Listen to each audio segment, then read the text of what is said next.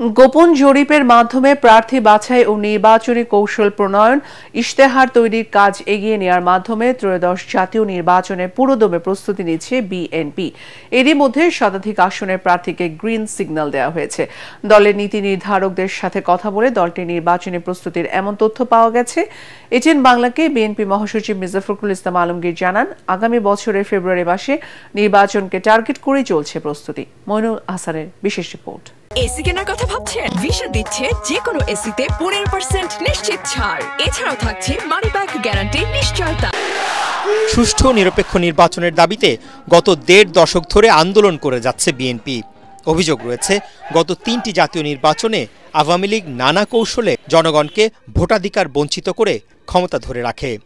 24-এর গণ অভ্যুত্থানে আওয়ামী লীগের দুঃশাসনের অবসানের পর ত্রয়োদশ জাতীয় নির্বাচনে দেশের মানুষ তাদের হারানো ভোটাধিকার ফিরে পাবে বলে আশা করছে বিএনপি।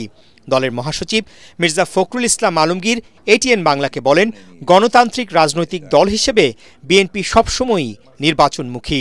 আমরা নির্বাচনের জন্য সবসময় প্রস্তুত থাকি।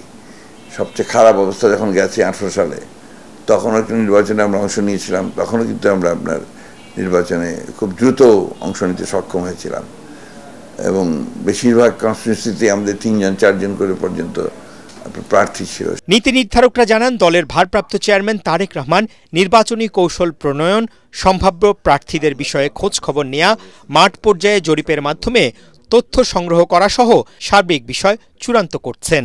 আমরা তৈরি হচ্ছি। নির্বাচন তো আমাদের একমাত্র পথ, যে পথে আমরা সরকার পরিবর্তনে যেতে পারি এবং গণতান্ত্রিক একটা ইনস্টিটিউশনকে আমরা শক্তিশালী করতে পারি।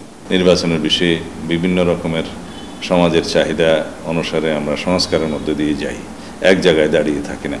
নির্বাচনের প্রস্তুতি আছে শুধুমাত্র আপডেট করা সর্ববিষয়ে, প্রার্থী সিলেকশন, ম্যানিফেস্টো প্রণয়ন, মানে জাতীয় ইশতেহার যেটা আমরা বলি, নির্বাচন ইশতেহার প্রণয়ন এবং বিভিন্ন সাংগঠনিক এবং রাজনৈতিক বিষয়ে সিদ্ধান্ত গ্রহণ, এগুলো চলমান প্রক্রিয়া, এগুলো অব্যাহত থাকবে।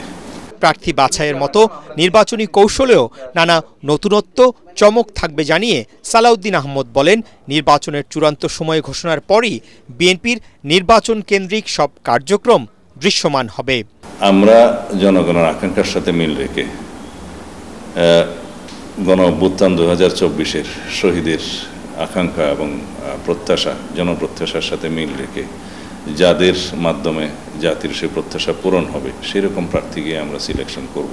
এখানে অনেক কিছু বিবেচনায় নেওয়া হবে। বিগত দিনে আন্দোলনের ভূমিকা, তাদের ত্যাগ তিতিক্ষা, রাজনৈতিক দলে তাদের অবস্থান, অবদান, দেশের জন্য তারা কী করতে পারে, তাদের মেধা, যোগ্যতা, সব কিছু বিবেচনা করা হবে। বিএনপি নীতি নির্ধারকরা এও জানান, প্রতিশ্রুতি অনুযায়ী দীর্ঘদিনের আন্দোলনের শরিক সমমনাদের জন্য বেশ কিছু আসনে ছাড় দেয়া হবে। মইনুল হাসান, এটিএন বাংলা, ঢাকা।